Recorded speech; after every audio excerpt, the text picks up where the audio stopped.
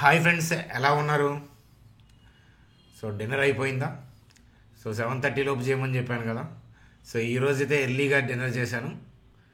So quinoa rice chicken మీకు post పెట్టాను కదా టెలిగ్రామ్ గ్రూప్లో. రైట్, చూడండి ఫ్రెండ్స్, యుఎస్ స్టాక్ మార్కెట్ త్వరలో బూడిదవుతాయా?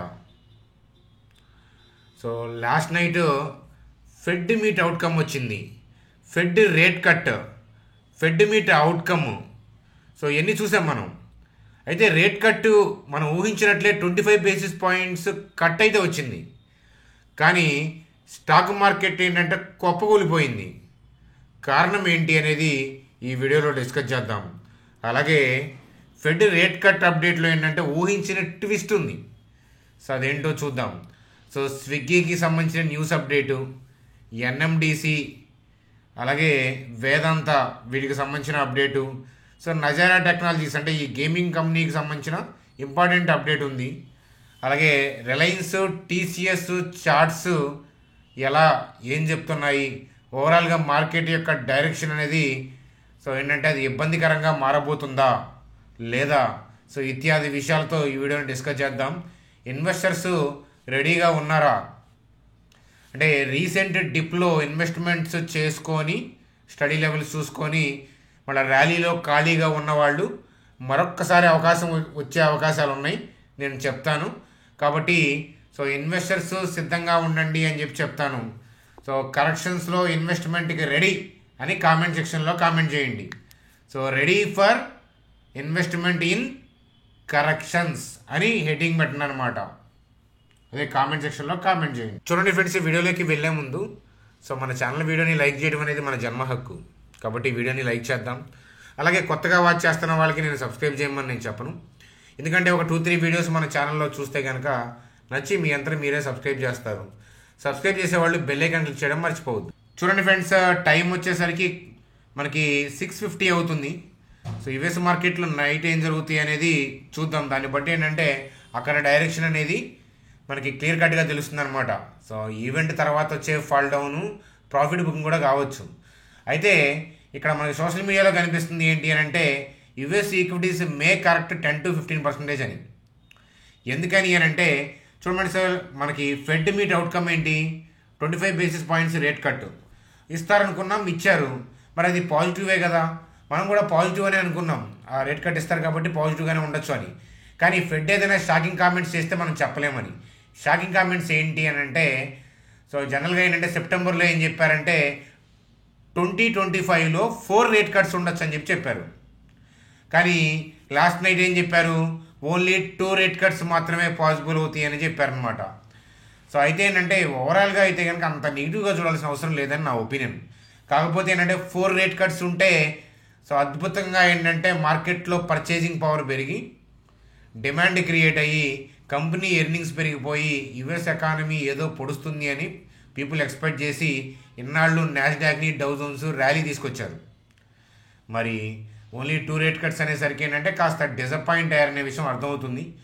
అలాగే ఏంటంటే యుఎస్కి సంబంధించిన వన్ డే క్యాండిల్ ఏంటంటే ప్రాఫిట్ బుకింగ్ కూడా కావచ్చు. ఈరోజు క్యాండిల్ యొక్క మూమెంట్ కూడా మనం చూసి కన్ఫర్మేషన్ చూసుకోవాల్సి వస్తుంది అనమాట. సో నైట్ యుఎస్ మార్కెట్ యొక్క లైవ్ మూమెంట్ అనేది మనం అబ్జర్వ్ చేయడం అనేది ఇంపార్టెంట్. ఎందుకంటే మన కంట్రీకి సంబంధించి ప్రాబ్లం ఏం లేదు. ఆ రేట్ కట్లు ఇచ్చిన వాళ్ళ పరిస్థితి అలా ఉంటే అసలు ఇన్ఫ్లేషన్ డేటా అనేది, సిపిఐ డేటా అనేది మనకి కంట్రోల్ కాకుండా ఒక మంత్ పెరుగుతా ఒక మంత్ కట్ అవుతా ఓవరాల్గా ఏంటంటే మనకి మన ఆర్బీఐ రేట్ కట్స్కి దూరంగా ఉంది అని చెప్పచ్చు. రేట్ కట్లు వరుసగా ఇచ్చుకుంటూ పోతున్న వాళ్ళ పరిస్థితే మనకి అంతలా రెడ్ క్యాండిల్ పడితే మనకు. అలాగే యుఎస్ మార్కెట్ లాంటి పెద్దన్న ఏంటంటే మనకంతా రెడ్లో క్లోజ్ అయినప్పుడు ఏషియన్ మార్కెట్ మీద ఇంపాక్ట్, తద్వారా గిఫ్ట్ నిఫ్టీ మీద, అలాగే మన ఇండియన్ స్టాక్ మార్కెట్ మీద పడింది అని చెప్పచ్చు. చూడండి ఫ్రెండ్స్, అయితే ఏంటంటే మనం అందరం గుర్తుపెట్టుకోవాల్సిన పాయింట్ జాగ్రత్తగా వినండి. సో మనకి ఏషియన్ మార్కెట్స్ డిప్. చూడండి ఫ్రెండ్స్, మన నిఫ్టీ యొక్క పరిస్థితి ఏంటో చూద్దాం. సో యాక్చువల్గా ఏంటంటే global cues dip, gift Nifty down, దానితో ఏంటంటే గ్యాప్ డౌన్ అనేది అందరూ ఊహించిందే. కానీ మీకు మన మార్కెట్కి ముందు ఎర్లీ మార్నింగ్ మనం మిరాకిల్ స్టాక్ ట్రేడర్స్ అంటే మన సెకండరీ ఛానల్లో ఒక వీడియో చేశాము. దాంట్లో మనం డ్రా చేసుకున్న లెవెల్ చూడండి జాగ్రత్తగా. సో దాంట్లో మనం డ్రా చేసుకున్న లెవెల్ చూడండి. 23,866. సో మీరు లాస్ట్ ఫోర్ వీడియోస్ చూడండి, ఈ 2 లైన్స్ ఇక్కడే డ్రా చేసి ఉన్నాయి. అర్థమవుతుందా? ఈ లెవెల్కి రాకుండా మార్కెట్ పైకి వెళ్ళొచ్చేమో అనే పాయింట్ ఆఫ్ వ్యూలో అంటే థింగ్స్ బాగుంటాయి అనుకున్నాం. అయితే ఏంటంటే ఒకవేళ వస్తే ఏంటంటే ఈ లెవెల్లో అయితే కనుక ఖచ్చితంగా బై ఆర్డర్స్ ఉన్నాయి. సో అయితే మీకు మార్నింగ్ కూడా నేను మిరాకిల్లో చెప్పడం అనేది జరిగింది. సో ఈ పర్టికులర్ ఏరియాలో ఏంటంటే షార్ట్ సెల్ పాయింట్ ఆఫ్ వ్యూలో థింక్ చేయొద్దు అని, ఇంట్రాడే పాయింట్ ఆఫ్ వ్యూలో కూడా కదా, మీకు గుర్తుండే ఉంటుంది. అట్లాగే మరి నిఫ్టీ చూడండి. సో చూడండి, బిగినర్స్ ఏమనుకుంటారంటే ఫెడ్ రేట్ కట్ న్యూస్ వచ్చిన తర్వాత మార్కెట్ బాగా పడింది అనుకుంటారు. అయితే ఏంటంటే పడింది. సో గ్యాప్ డౌన్, అది ఓపెనింగే చాలా డౌన్లో ఓపెన్ అయింది.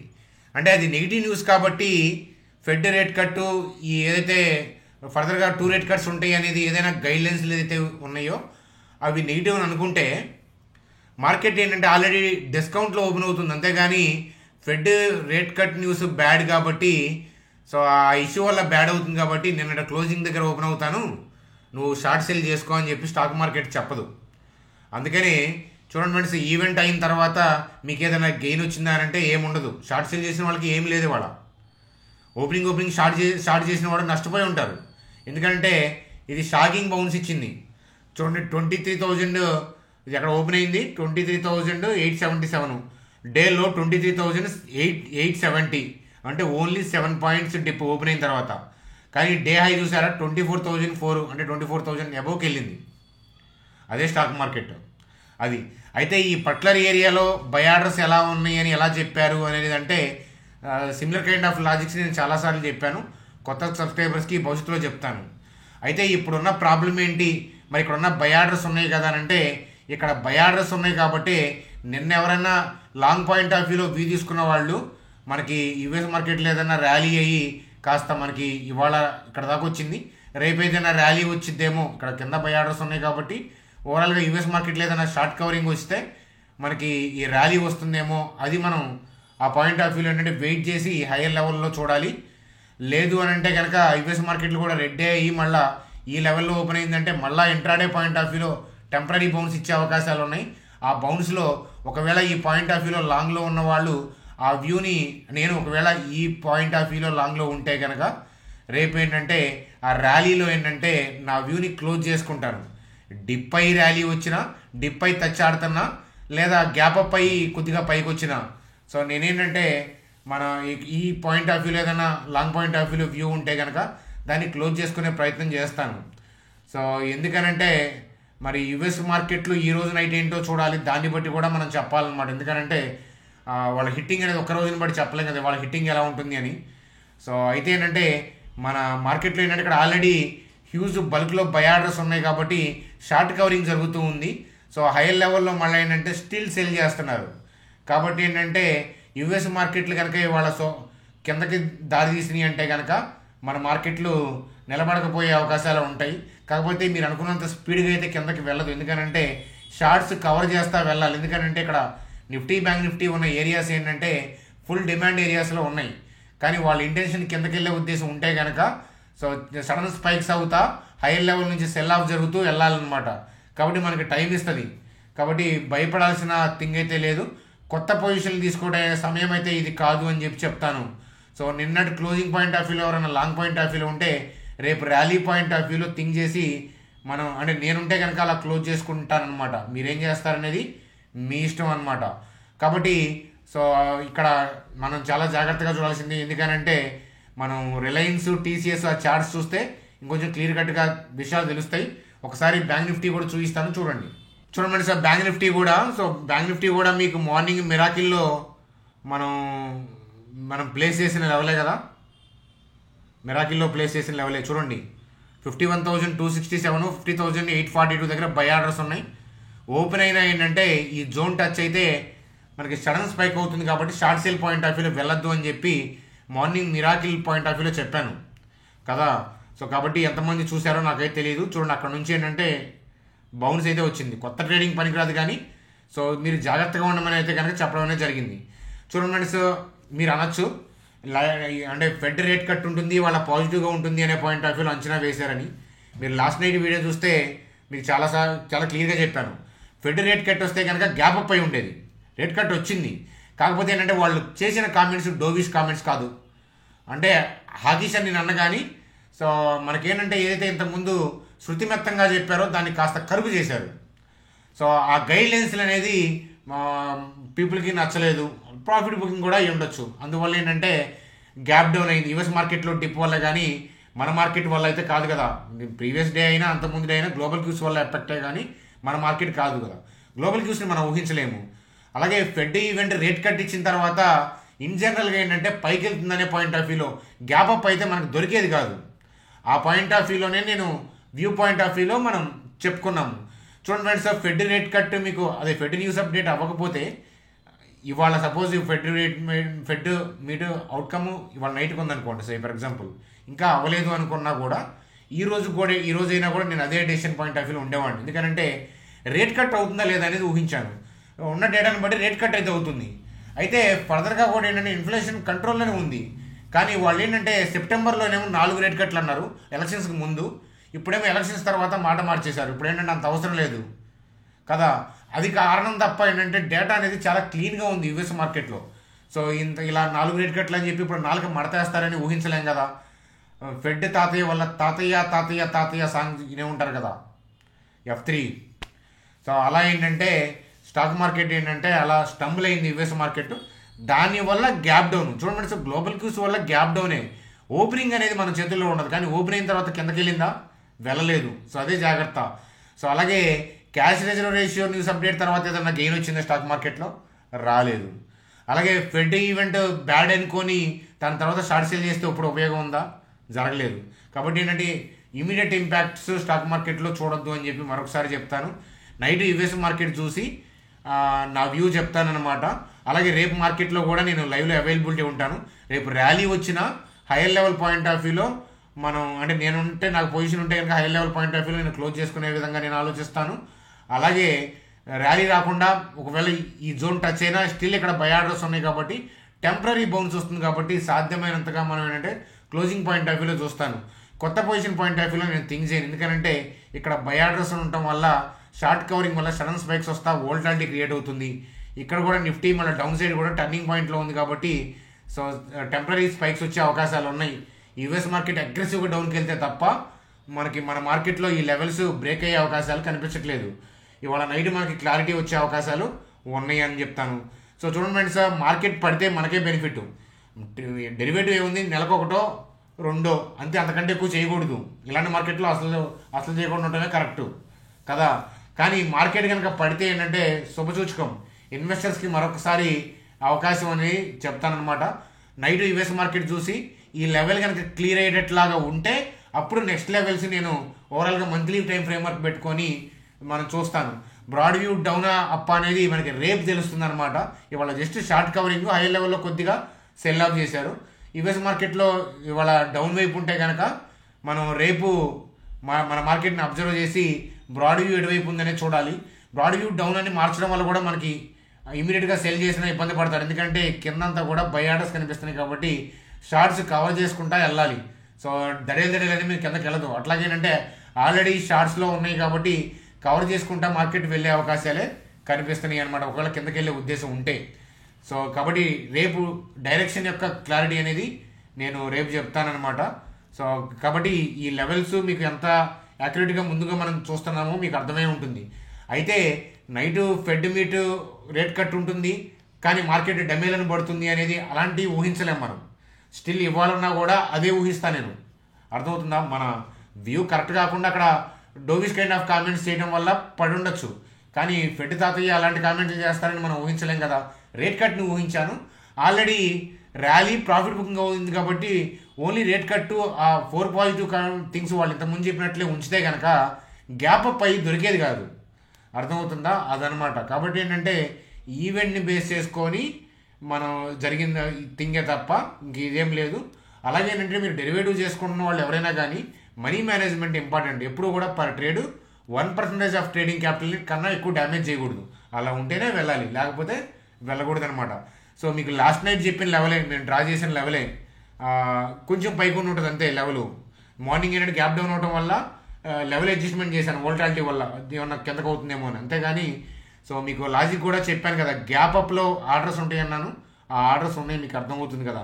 స్టిల్ ఆ లెవెలే ఇంటాక్ట్, ఆ లెవెలే సస్టైన్ అవుతూ ఉంది.